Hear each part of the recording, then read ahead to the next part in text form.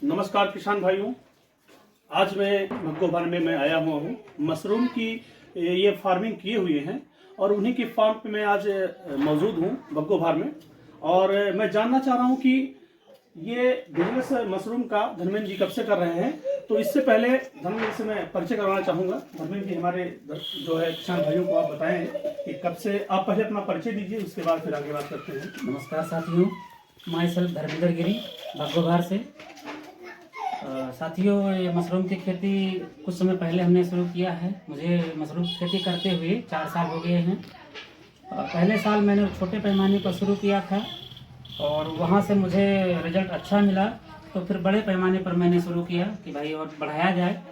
अभी तो फिलहाल जो मेरा शेड है सर, वो 8 बाई 20 का है और 8 बाई 20 के एरिया में आप देख रहे होंगे कि हमने 2 लेयर लगाया है और इस साइड में रैक नहीं कर पाए हैं और इधर कॉलबेट लगा हुआ है। जी जी। और अगले सीजन में इधर भी रैक लगाएंगे 1-2। जी जी जी। तो अभी जो मुझे रिजल्ट मिला है वो बहुत बेहतर मिला है। और बाकी जो नए किसान साथी हैं इस क्षेत्र में आना चाहते हैं तो आपका वेलकम है। और जी, जैसे मान लिया कोई नया साथी इस बिजनेस को प्रारंभ करना चाहता है, शुरुआत करना चाहता है, तो उसके लिए उसको क्या करना होगा जिससे कि ये बिजनेस डेवलपमेंट कर पाए वो। जी जी जी जी, आपने सही क्वेश्चन किया है। प्राय देखने में आता है कि मान लीजिए थोड़ा ये लोग समझते हैं टिपिकल है, थोड़ा टिपिकल है, तो मतलब ये सोचते हैं कि भाई इसमें हम आए कहीं लॉस ना हो जाए, कहीं ज़्यादा समस्या ना हो जाए। जी जी। तो ये चीज़ होती रहती है जी कि चूंकि भाई ये फंगस का पौधा है, जी जी।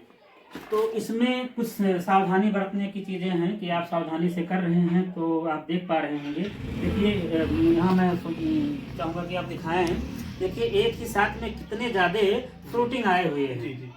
तो ये आपके होता है कंपोस्ट पर डिपेंड कि आपका कंपोस्ट अगर बेहतर है जी तो प्रोडक्शन बहुत अच्छा होगा। जी जी। छोटे पैमाने पर लोग शुरू करें जिनको करना है। जब आप इसमें परिपक्व हो जाएं तो आगे बढ़ाएं। शुरुआत में भी मान लीजिए कुछ लोग लगाते हैं काम, इस क्षेत्र में आना चाहते हैं तो थोड़ा सा इसमें कुछ कठिनाइयों के कारण वो बैक हो जाते हैं जी जी। कि प्रोडक्शन खराब हो गया या मान लीजिए अच्छा उत्पादन नहीं हुआ है, तो फिर उनका डिमोटिवेट हो जाते हैं। तो बाकी अगर कोई नए साथी करना चाहते हैं तो हमारे माध्यम से जो भी मैंने यहाँ से सीखा है, जो मैंने इसको जाना है, आज 4 सालों से मैं कर रहा हूँ, तो नए साथी हमसे पूछ सकते हैं जो भी इसका रिक्वायरमेंट है कि मतलब कब कब क्या किया जाता है, जी जी। वो मैं बता सकता हूँ। जी धर्मेंद्र जी, ये चीज मैं और जानना चाहूंगा कि आपने इतना अच्छा प्लांट लगाया हुआ है यहाँ पर, जी और मुझे तो बहुत अच्छा लग रहा है। जी जी आज देख करके मैं, क्योंकि पहली बार आपके पास आया हूँ जी और इतना अच्छा मशरूम लगा हुआ भी है। एक चीज हमारे आप दर्शकों को और बताइए कि इसमें जो कंपोस्ट की बात अभी आपने की है, इसमें क्या क्या मिला करके वो जो है इस कंपोस्ट को तैयार करते हैं। जी, कंपोस्ट बनाने की प्रक्रिया होती है सबसे पहला, जी तो पहले हम भूसे को स्टोर करते हैं। जी। मान लीजिए गेहूं का सीजन आया है तो हम भूसा कटाई कर लेते हैं। जी जी। या मान लीजिए हमारे पास भूसे नहीं है तो हम परचेज करके लाते हैं। जी जी। खरीदारी करके हम भूसा अपना स्टोर कर लिए जी। और अगस्त से सितंबर के बीच में कंपोस्ट बनाने की प्रक्रिया चालू होती है। जी जी। तो पहला चरण होता है कि आपके पास भूसा होना चाहिए। जी। आपके पास भूसा इकट्ठा है तो सबसे पहला काम आप करेंगे कि भूसे को भिगाएंगे। 24 घंटे के लिए भूसे में नमी बरकरार हो गई। नमी के बाद इसमें जो भी इंग्रेडिएंट्स पड़ने हैं वो आप धीरे धीरे स्टेप बाय स्टेप इसमें डाले जाते हैं। तो एक समय पर इसमें जिस्पम पड़ेगा, एक टाइम पर इसमें जो है चोकर पड़ेगा। इसके बाद इसमें कुछ केमिकल हैं, जैसे मान लीजिए आपका वेबिस्टीन है शुद्धिकरण के लिए। पहले भूसे को शुद्धिकरण किया जाता है। शुरुआत में जब आप भूसा भिगाते हैं तो भिगाने के जस्ट बाद हम इसका ट्रीटमेंट करते हैं भूसे में। मान लीजिए जो पुराना कोई फंगस है या कोई जीवाणु है तो उसे नष्ट करने के लिए हम पहले शोधन करते हैं भूसे को। तो उस समय हमें रिक्वायरमेंट होती है, जैसे मान लीजिए फार्मेलिन है, कार्बेंडाजिम है, तो इसका हम घोल बनाते हैं। एमएल के हिसाब से पर लीटर, 1 लीटर में कितना एमएल कितना ग्राम जाना चाहिए, एक रेशियो होता है। और कितना आपका भूसा है उस हिसाब से हम घोल तैयार करते हैं और भूसे में स्प्रे करते हैं। स्प्रे करने के बाद 24 घंटे के लिए हम फिर उसे ढक देते हैं जी जी। ताकि इसमें जो पहले से कोई जीवाणु है वो नष्ट हो जाए, नष्ट हो, समाप्त हो जाए, मर जाए। जी जी जी। ये प्रक्रिया करने के बाद फिर हम आगे की प्रक्रिया जी। तो और एक चीज बताएं जी। लग तो बहुत अच्छा रहा है जी। और देखिए मैं आप लोगों को दिखाना चाह रहा हूँ कितने अच्छे अच्छे मशरूम आप लोगों को नजर आ रहे होंगे। मैं हाथ में लेकर के आप किसान भाइयों को दिखाना चाह रहा हूँ। एक चीज मैं और जानना चाह रहा हूँ धर्मेंद्र जी, इसको बिक्री के लिए क्या कहाँ लोग बेचें, ये भी लोग असमंजस में रहते हैं कि मान लिया मैं तैयार कर लूँ तो इसे बेचूं कहाँ और कितने रुपए किलो में बिकते हैं ये? देखिए सर, ऐसा है कि जहाँ तक रेट की बात है, जैसे आपने मान लीजिए अगैती खेती कर ली जी, तो अगैती खेती कर ली, मार्केट में मशरूम नहीं आ रहे हैं उस प्रकार, उस समय आपका उत्पादन हो रहा है जी तो ये ज्यादा रेट आपको मिल जाता है। जी या मान लीजिए कोई सीजन चल रहा है उसमें मांग ज्यादा है जी जी और सप्लाई कम है जी तो अच्छा रेट मिल जाता है, 200 रुपया किलो भी मिल जाता है। और जब मान लीजिए सीजन बहुत ज्यादा चलने लगा है तो थोड़ा सा रेट डाउन हो जाता है, जी तब भी एक अच्छा बेनिफिट मिल जाता है। जी और बेचने के लिए तो आपको कहीं लेकर जाने की जो आवश्यकता नहीं है। शुरुआत में हम भी सोचते थे कहाँ ले जाएंगे, जी, जी। लेकिन जब आप लगा लेंगे जी। और लोगों को जानकारी होगी जी। तो आपसे संपर्क करेंगे। जी अब कभी कभी इतना संपर्क मेरे पास आता है कि हमको चाहिए, लेकिन चूंकि हमारा अभी ये प्रोडक्शन एरिया कम है जी तो हम नहीं ऑर्डर ले पाते हैं, तो बहुत ज्यादा ऑर्डर आता है। जी जी और बाकी तो लोकल एरिया के जो सब्जी विक्रेता हैं जी जी वो ले जाते हैं। अच्छा, अच्छा। हमें ले जाना नहीं पड़ता है कहीं पर। जी। तो और एक चीज मैं और जानना चाहूंगा, ये आपने क्या लगा रखा है?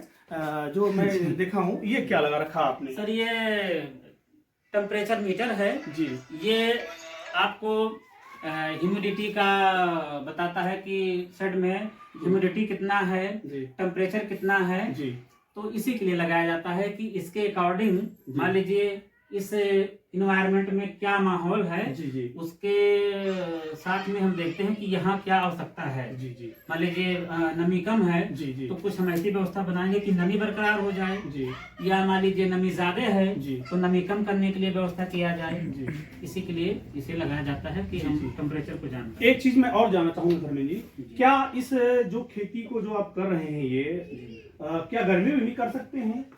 हाँ, गर्मी में कर सकते हैं, लेकिन चूंकि हमारे उत्तर प्रदेश में सिद्धार्थनगर जिले से मैं हूँ जी जी तो आप सिद्धार्थनगर में और उत्तर प्रदेश का जो जलवायु है जी वो जान ही रहे हैं। तो भाई गर्मी के सीजन में बहुत ज्यादा गर्मी होती है। अब गर्मी में मान लीजिए इस शेड में एसी लगा हो जी तो हम गर्मी में भी उत्पादन कर सकते हैं। बिल्कुल, मतलब कि इसको पैदा करने के लिए ठंडी की आवश्यकता पड़ती जी है। जी जी जी बिल्कुल। अब वो ठंडक के मौसम में अक्सर लोग ज्यादा लोग करते हैं जी, जी, और जी। गर्मी के मौसम में जिनको व्यापार बड़े पैमाने पर करना हाँ, होता हाँ, है और उनका बड़ा जो है वो है जी, जी। वहां पे वो अपना एसी वगैरह लगा करके एसी अगर है जी, तो जी। आपका जो है टेम्परेचर मेंटेन रहता है। जी उसके बाद कुछ लोग एसी लगाते हैं, कुछ लोग नहीं लगाते हैं तो फॉगर का इस्तेमाल करते जी। हैं कि हीट वेव चल रहा है जी मई जून में, जी तो हीट वेव में कंडीशन खराब हो जाएगा जी। तो लोग क्या करते हैं फॉगर लगाते हैं। जी हट के ऊपर भी फॉगर लगा लिए जी और हट के अंदर भी, जी तो ह्यूमिडिटी मेंटेन हो जाती है और हीट वेव अंदर नहीं आता है तो प्रोडक्शन रन कर जाता है।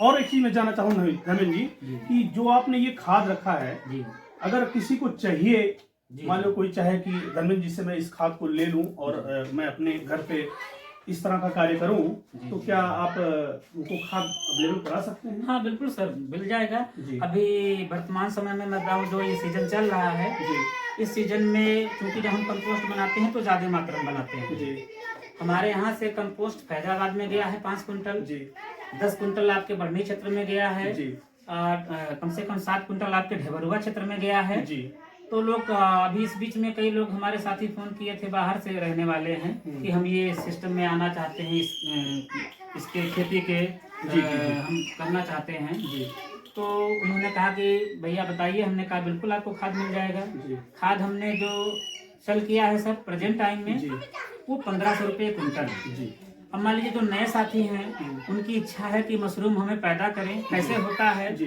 या मान लीजिए खाने के पर्पज से ही बिल्कुल, बिल्कुल, भैया आप बिल्कुल, ज्यादा बिल्कुल। नहीं करना चाहते हैं जी। तो सीखने की हाँ, प्रक्रिया। इसीलिए मैंने क्वेश्चन किया, हो सकता हो कोई ऐसा चाहे कि चलिए एक कुंटल हम ले लेते हैं वहां से कंपोस्ट और अपने घर में हाँ। मशरूम तैयार करते हैं खुद खाने के लिए। हाँ हाँ बिल्कुल। ठीक है, तो इसलिए हमने एक क्वेश्चन आपसे किया। तो किसान भाइयों, आप देख रहे थे अभी तक, हाँ, बात कर रहे थे धर्मेंद्र जी से हम, और आपने धर्मेंद्र जी ने बहुत ही अच्छे तरीकों से आप लोगों को बताया कि कैसे आप इस खेती को कर सकते हैं और कैसे आप अपने जीवन को आगे बढ़ा सकते हैं और खुद ग्रोथ कर सकते हैं, खुद भी खाएं और लोगों को भी खिलाएं। ये सेवा रखने हमारे धर्मेंद्र जी रखते हैं और धर्मेंद्र जी हमारे बहुत ही अच्छे व्यक्ति में से हैं। धर्मेंद्र जी देखिए मशरूम की समय तोड़ाई कर रहे हैं, आप थोड़ा सा दिखाइए लेकर। अभी लग जाता है सर। जी जी। तो ये एक बार आप इसकी खेती करते हैं, सितंबर में मान लीजिए आपने लगा लिया या लेट हो गया तो आप नवंबर में लगा लिए। यहाँ से आपका प्रोडक्शन जाता है फरवरी लास्ट वीक तक। अगर मान लीजिए टेम्परेचर अच्छा है और जलवायु अच्छा चल रहा है, नमी बनी हुई है, तो आप पूरा फरवरी हार्वेस्टिंग कर सकते हैं। फरवरी जाते जाते टेम्परेचर हाई होने लगता है। उस केस में क्या होता है कि फ्रूटिंग तो होगी लेकिन वो सुबह हुआ और शाम को इसका कैप खुल जाता है। इस प्रकार से मान लीजिए सुबह ये पैदा हुआ और शाम को इसका कैप खुल जाता है। लेकिन अभी जो चल रहा है उसमें कोई दिक्कत नहीं है, आप इसको कर सकते हैं। फरवरी जाते जाते ये थोड़ा सा खुलने लगता है इसका कैप।